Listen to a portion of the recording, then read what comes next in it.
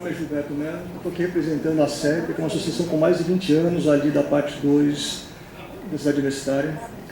E nós temos ali cerca de 500 associados no Centro das Casas, então eu devo estar aqui falando em nome dos pelo menos 2.000 moradores. E nenhum deles que a gente consultou por e-mail porque ele só não teve chance de vir aqui, porque o prazo foi completamente incompatível, né, por pessoa que trabalha.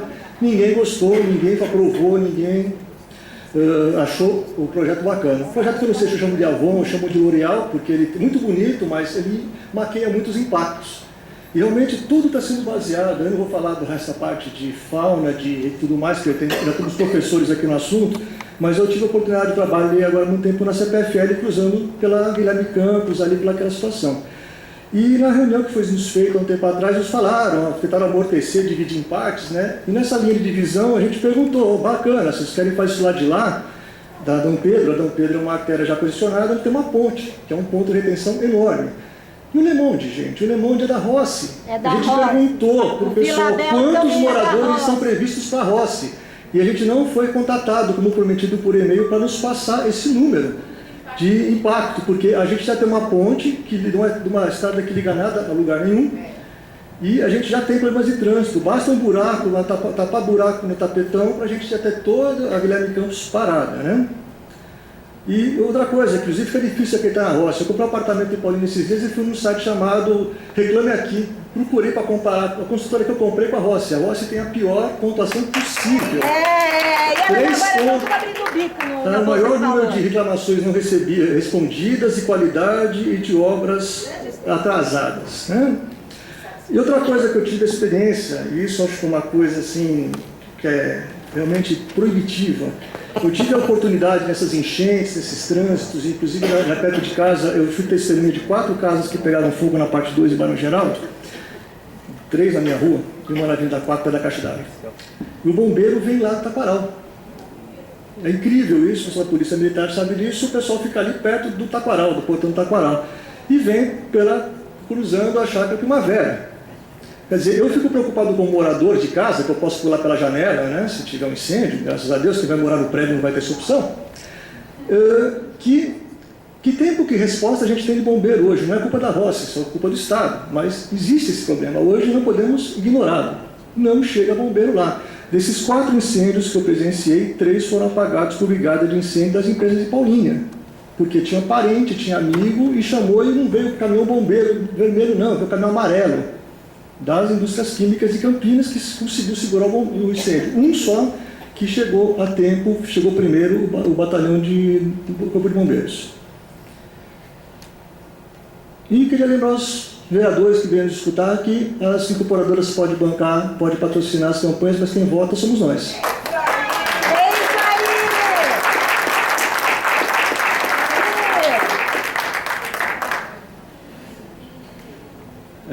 Boa noite a todos e a todas. Meu nome é Rafael Moia, sou presidente do Conselho Municipal de Meio Ambiente de Campinas, membro da Comissão de Meio Ambiente da OAB Campinas e mestrando em Engenharia Urbana pela UFSCar,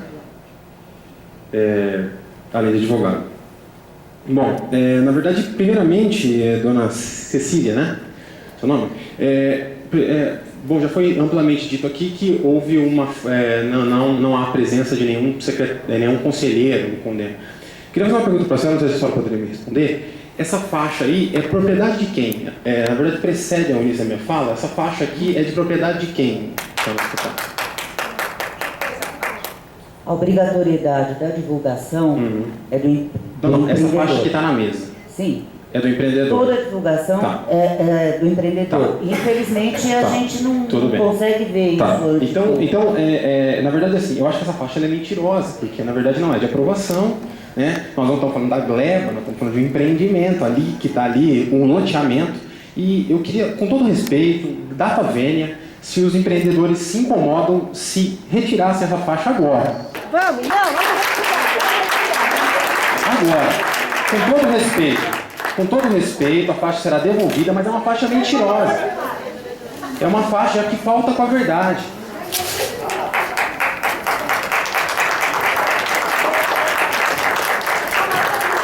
propriedade privada será resguardada, que a parte será devolvida, mas informações falsas acho que não podem permanecer nessa audiência pública, e gostaria que o CONSEMA, gostaria de registrar isso, e que o CONSEMA, em outras audiências públicas, se atentasse para que o empreendedor não pode fazer a propaganda que quiser. Isso! E sim a propaganda bom, real muito e concreta da audiência. Obrigado. Vai se retirar? Oi? Você retirou? Quem se retirou? Tchau, tchau. Tudo bem. Vai, A audiência firme. é para a população e para o CONSEMA, não é para o empreendedor. Vai firme. Vamos fazer lá. falta. Então é o seguinte, uma outra coisa que eu gostaria de registrar com relação ao CONSEMA, há um problema porque foi dito que não haverá um debate, mas haverá as réplicas, né? Então depois, no final, o empreendedor acaba tendo a palavra final. Então eu acho que também carece um pouco de consistência. E por fim, mais um preâmbulo antes da minha fala. Segundo o regimento, a fala do Conselho Municipal de Meio Ambiente deveria ter vindo depois do Ministério Público do Estado de São Paulo e não agora, ao final da audiência. Que fique consignado o quão prejudicial isso foi. Vamos lá. Bom, com relação, na verdade eu queria fazer uma série de ponderações para esse empreendimento, que obviamente não foi dito pelos empreendedores que apresentaram uma brilhante peça publicitária aqui, mas vamos lá. Há um processo na Vara Federal, movido pelo Ministério Público Federal, que tem por réus a Fundação José Pedro de Oliveira, a Prefeitura Municipal de Campinas, uma série de coisas, que inclusive hoje está em sede de liminar a questão dos 10 quilômetros ou 2 quilômetros da Mata de Santa Genebra. Então nós podemos estar aqui diante de uma grave lesão aos consumidores, que poderão adquirir esse belo condomínio aqui e não terão reivindicado, porque está aqui, ó. E para os interessados, o processo está aqui, está na segunda Vara Federal de Campinas aqui, acho que desde 2008, se eu não me engano, aqui, ó. A data do protocolo foi 27/11/2008. Então, é um processo que hoje está em sede de liminar, então os consumidores podem ser duramente penalizados com isso. Então, vamos lá. Então, vamos colocar as outras questões aqui tão pertinentes quanto o processo judicial. Eu acho que o que foi dito aqui, e na verdade um outro preâmbulo que é importante nas nossas falas, fazer um monte de preâmbulos, senão eles usam isso contra a gente. Isso aqui não é participação do CONDEMA. O Conselho Municipal de Meio Ambiente, isso aqui não é participação do CONDEMA. O CONDEMA aguarda ansiosamente para que aí os conselheiros, de acordo com o tempo necessário, poderá fazer as análises segundo a Lei 10.841 de 2001, lei municipal que garante que isso passe pelo Conselho Municipal de Meio Ambiente e a gente vai ter bastante atenção com relação a esse projeto e saber ouvir a população. E que pese aqui que salientar a ampla presença dos Conselhos de Meio Ambiente de Campinas. Bom, mas foi falado aqui sobre o novo urbanismo. Eu começo a ver algumas preocupações. Então, se foi falado do novo urbanismo aqui, eu queria falar sobre o urbanismo novo, né? Se foi falado. Porque, na verdade, a nossa legislação garante um avanço na participação. E sei que muitas vezes aqui os empreendedores, né, devem estar tendo urticárias com relação a essa discussão aqui, mas a democracia. E a nossa legislação garantiu isso, é um avanço, é uma conquista. Então isso aqui não em que pese a urticária de talvez algumas pessoas, eu acho que é necessário estar na lei. Como foi dito aqui, reivindicando o novo urbanismo, a questão da rodovia Dom Pedro, não tinha nada, é uma questão erma da rodovia Dom Pedro. Existe um conceito no novo urbanismo novo, que se chama desconstrução espacial. Ali há alguma coisa, há uma fazenda, há uma área verde, que tem uma série de importâncias ambientais. Então há alguma coisa. Campinas tem negligenciado constantemente as suas áreas rurais, as suas áreas verdes. Então nós estamos copiando de maneira caricata a cidade de São Paulo, como foi bem dito aqui. Então, a rodovia Dom Pedro não é erma, não tem nada. Talvez não tenha um empreendimento, mas tem alguma coisa. E isso tem que ser respeitado, porque isso é importante. Na verdade, a imprensa vem noticiando ultimamente que Campinas tem faltado água. Inclusive, a gente tem perdido empreendimentos de alta tecnologia pela ausência de água aqui no município de Campinas. E ali, não foi dito aqui, essas áreas verdes, essas áreas rurais, essas áreas que não tem nada, elas são áreas de recarga e que precisam de uma área de recarga para o lençol freático. Então, tem alguma coisa ali, em que pese a questão de contrariar isso. E o Estatuto da Cidade, que é uma lei que precisa ser respeitada, nesse país ainda existe lei, é a Lei 10.257 de 2001, que é um avanço também. E aí ele vem colocando uma série de questões, na verdade, com relação à ordenação e controle do solo, instalação de empreendimentos, atividades que possam funcionar como polos geradores de tráfego, sem a previsão da infraestrutura correspondente. Esses processos, eles precisam ser atentados aqui, ou seja, em que pese vocês depois ignorem essa audiência pública aqui, ela vai ter que ser respeitada, e aí o Ministério Público estava presente aqui e a gente não hesitará em recorrer aos órgãos que têm poder de polícia para poder fazer, já que há tanto desrespeito à legislação ambiental. E aí, na verdade, foi dito aqui da Avenida Guilherme Campos. Ou a prefeitura está mentindo, ou a empresa que fez o estudo aqui está mentindo com relação à Avenida Guilherme Campos, como foi dito aqui pela Vera. Alguém está mentindo. E se for a prefeitura que estiver mentindo, eles incorreram em improbidade administrativa. E se vocês estiverem mentindo, vocês incorreram em alguns outros artigos do Código Penal também. Certo? Então, isso estava lá. Então, alguém está mentindo nessa história e data vênia, a gente precisa cuidar disso porque alguém não está respeitando a transparência aí da questão. Então, a questão é quem pagou. Outra coisa, como a PUC bem disse aqui, todas as pessoas que fizeram as intervenções aqui, esse empreendimento, infelizmente, o novo urbanismo novo, ele não respeita o entorno, na verdade. Ele não respeita o entorno. Ele não respeita toda a complementaridade e a sistematicidade que deveria ser aplicada por causa do empreendimento. Então, aquelas setas que passam ali, só anda daquele jeito no PowerPoint, aqui no vídeo. Só anda daquele jeito no vídeo. Então, outra questão que foi dita aqui, a lei do Plano Local de Gestão de Bairro Geraldo de 96. Ela precisa ser respeitada, em que pese foi dito aqui, o papel aceita tudo, não está contemplado aqui. Bom, com relação a isso, então, eu gostaria de fazer coro ao Ministério Público, colocado aqui, salientar os empreendedores, os consumidores eventuais, se esse empreendimento ousar sair e alguma dessas questões, que nós recorreremos à lei, ao Plano Local de Gestão, essa cidade, esse país. Ainda tem lei e parem de respeitar só as leis do mercado. Comecem a respeitar as leis do país que estão colocadas aí. As leis estão aí. Precisam ser respeitadas.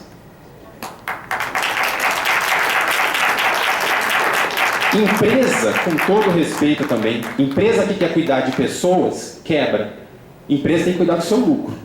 Mas a prefeitura, o governo do estado de São Paulo, o CONDEMA, o CONSEMA, precisa cuidar de pessoas. E nós vamos cuidar de pessoas, em detrimento do lucro de vocês. E, na verdade, se tem ou não novo urbanismo, eu não sei. Mas aqui tem a nova participação popular, infelizmente, para vocês.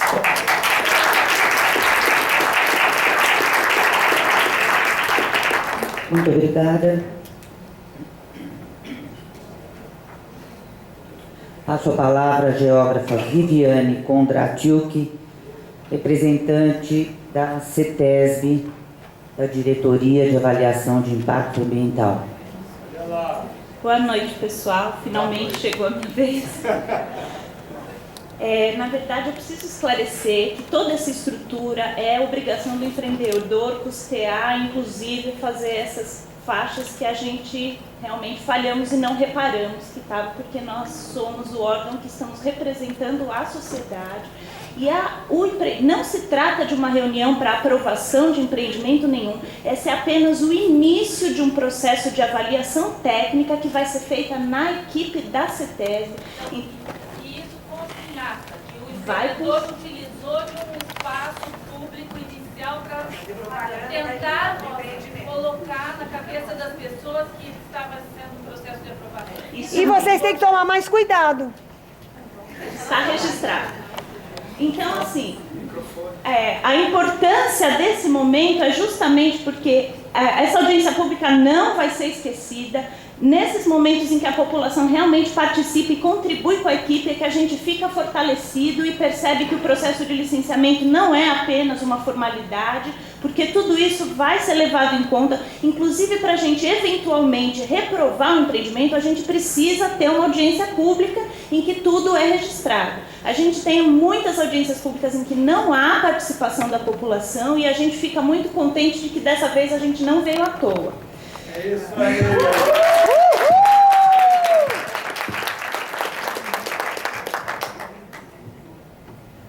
Mais um esclarecimento.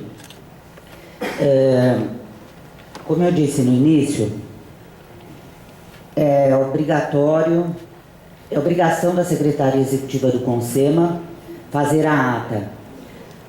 Então essa audiência é gravada, em cima da gravação é feita a ata, que representa exatamente o que cada pessoa falou. E essa ata, quando esse empreendimento for para o CONSEMA, se for,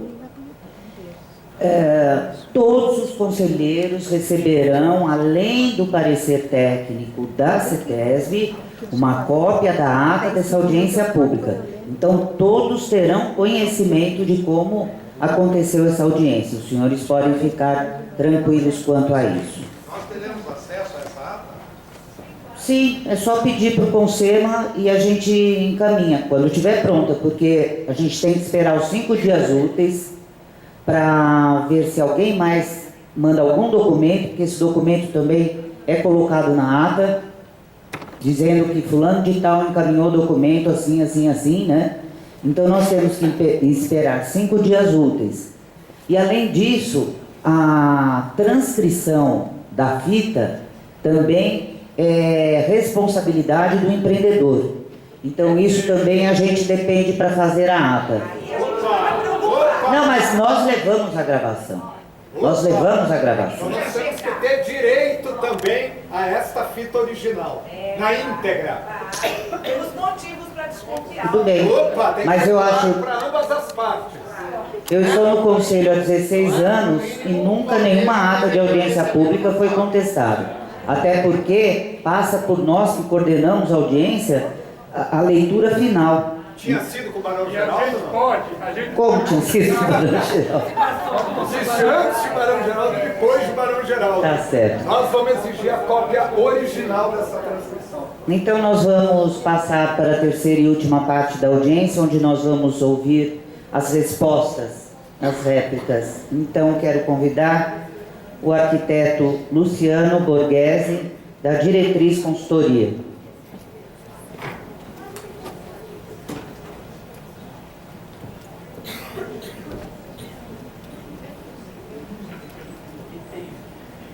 Bom, eu gostaria de agradecer a contribuição de todos,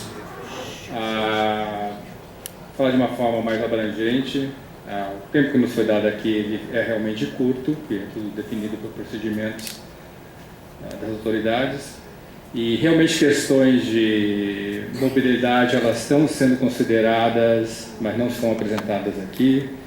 A empresa tem, os promotores têm o compromisso de fazer o empreendimento na melhor qualidade possível e a intenção é realmente agregar a cidade.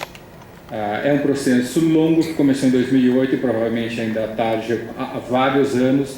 Ele certamente vai ser moldado, vai ser enriquecido com esse processo de troca de ideias que a gente está passando. Esse foi um dos primeiros eventos, certamente haverão outros.